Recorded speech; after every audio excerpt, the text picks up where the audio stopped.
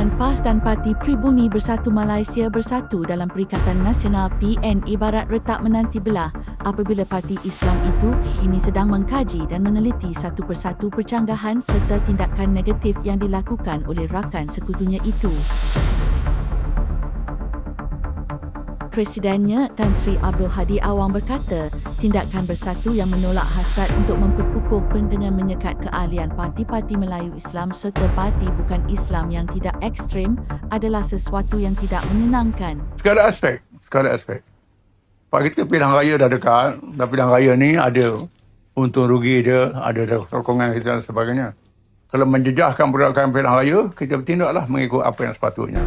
Hadir sama pada sidang media tersebut, Setiausaha Agung PAS, Datuk Seri Taqiyuddin Hassan, Setiausaha Politik kepada Presiden PAS, Muhammad Syahir Che Sulaiman dan Ahli Jawatan Kuasa IJK PAS Pusat Dr. Muhammad Khalil Abdul Hadi.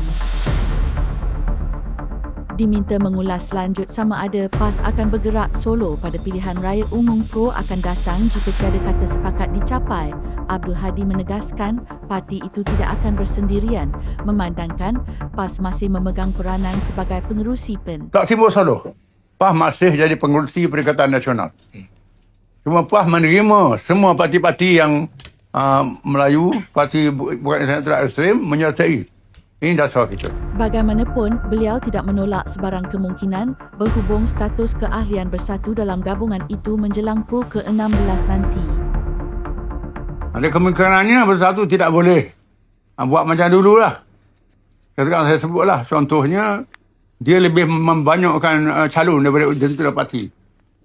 Dalam pilihan raya, pengalaman ketika pilihan negeri, pilihan raya kecil dan sebagainya, bila turun ke medan, dia tak ada bekerja, tak ada petugas. Dia ada calonnya. Petugasnya sikit sangat jumlahnya. Dia raya ahli dia berapa ribu, bila kita turun, ahli kita turun, tinggal ahli kita je. Dia tinggal betul. Itu yang berlakunya. Itu kita ambil ke semualah.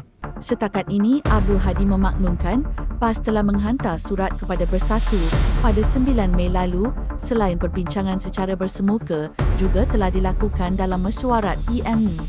Meskipun tiada tarikh akhir ditetapkan untuk mendapatkan jawapan daripada Bersatu, PAS telah menugaskan Majlis Syura Ulama, Lajnah Pilihan Raya dan bahagian penyelidikan parti untuk memperincikan isu ini.